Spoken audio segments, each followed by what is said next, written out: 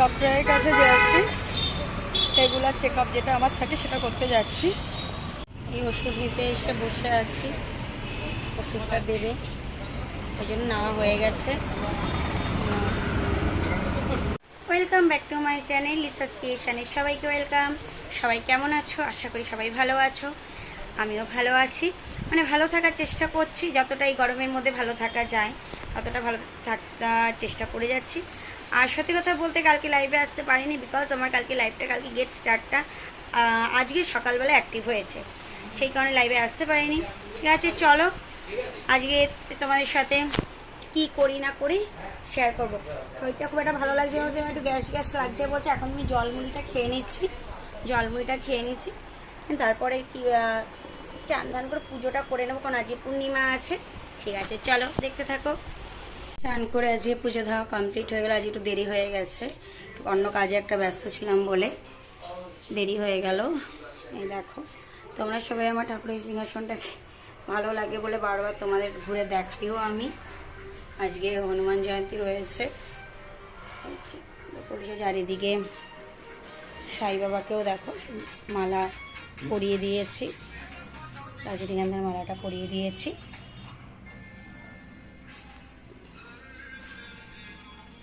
দেখো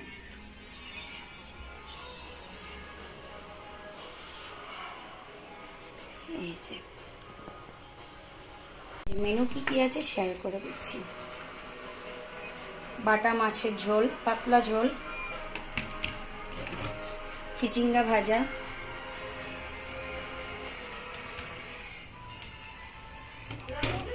আর টমেটো দিয়ে অরড় ডাল,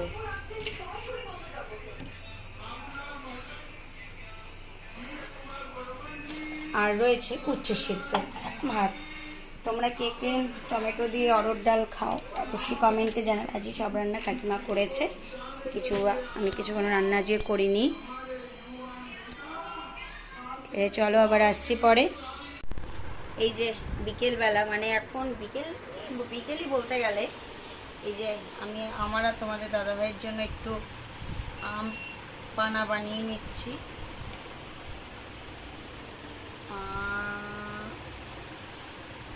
এইগুলি একটু খেতে বেশ ভালো লাগে। আজকে অবশ্য আমার আবার ডাক্তারের কাছে যাওয়ার আছে,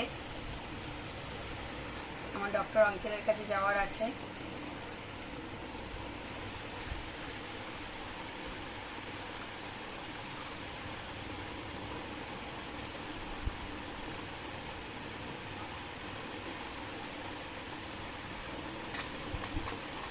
আমি তো জল খেয়েই পেট ভরাচ্ছি। আজকে সারাদিন আমার খিদে পাচ্ছে, জানি না আমার কি হয়েছে, কেন এত খিদে পাচ্ছে, মিনিটে মিনিটে খিদে পাচ্ছে। নাও নাও, এই যে আমরা নিয়ে নিচ্ছি, যে খাচ্ছি। নাও না, এই যে আম পানার শরবত, এটা দেখিয়ে দিলাম কেন বলো তো, অনেক বিজ্ঞ পণ্ডিত আছে তো। আচ্ছা আমার ওই সবুজ বোতলটা একটু দাও দাও।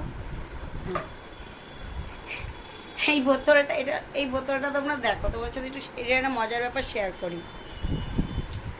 এই বোতলটা আমি স্টাইল বাজার থেকে ওই তোমার 99-এ দুটো করে থাকে না, ওরকম ওইগুলিতে আমি নিয়েছিলাম।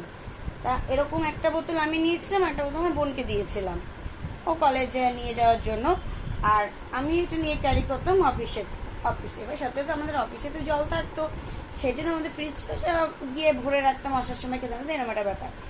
কেউ একজন বিজ্ঞ পণ্ডিত, সে আমাকে সে আমার কাছে আমার ওয়ার্ড্রপের ছবি চেয়েছিল, যে তোর ওয়ার্ড্রপের ছবিটা একটু দে, এমন আমি ওকে দিয়েছি। দিতে গিয়ে এই বোতলটা ছবি চলে এসছে, সাথে সাথে আমাকে ফোন করে বলছি, কি রে তুই কি বিয়ার খাচ্ছিস? বিয়ার খাচ্ছি, হঠাৎ বিয়ার কেন আমি খেতে যাবো? আর মানে এরকম টাইমে বিয়ার কেন আমি খাবো? শ্বশুরবাড়িতে বুঝি বিচার, আমি যে আরে না ওটা আমার জলের বোতল রে। এই যে দেখবে আমার ঘরে এই তারপরে আমি কি করলাম, ওই বোতলটা শুধু রেখে দিয়েছি, সব এই কালারের বোতল আমি কিনে নিয়ে এসেছি। তাই ওই জন্য তোমাদেরও দেখিয়ে দিলাম।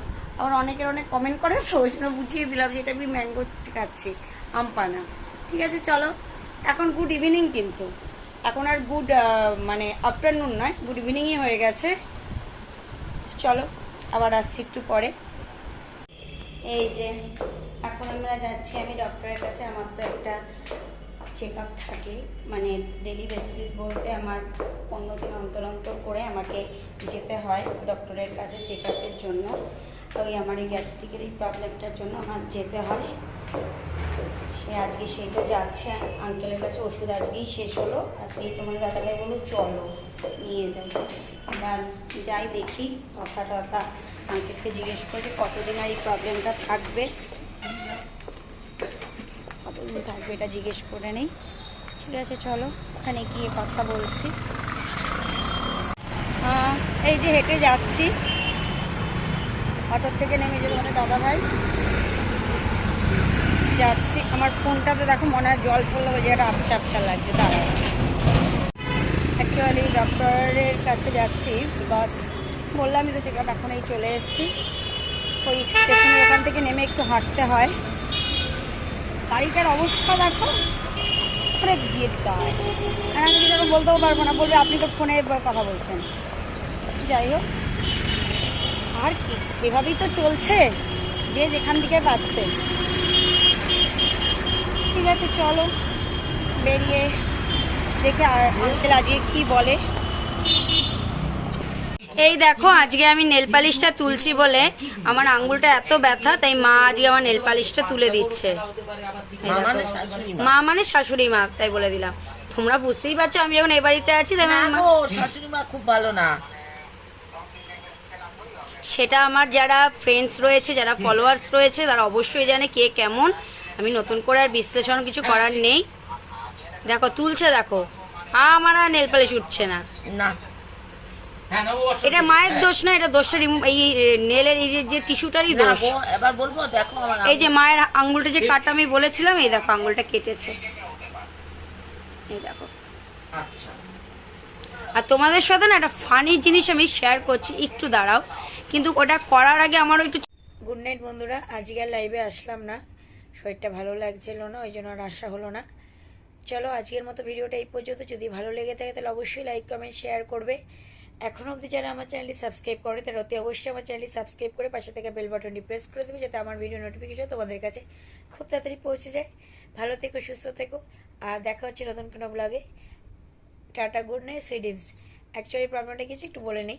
আমার না জ্বর ঠোসা টাইপের দুদিকে করে ঠোঁটের কোনো জন্য বোরলিন দিয়ে নিলাম, ওই কারণে এইভাবে বোলিংটা দেওয়া রয়েছে। তোমরা দেখতেই পাচ্ছ যে জ্বর ঠোসার মতন হয়েছে, প্রচণ্ড জ্বালা করছে, প্রচণ্ড ব্যথা। ঠিক আছে চলো tata, good night, sweet dreams.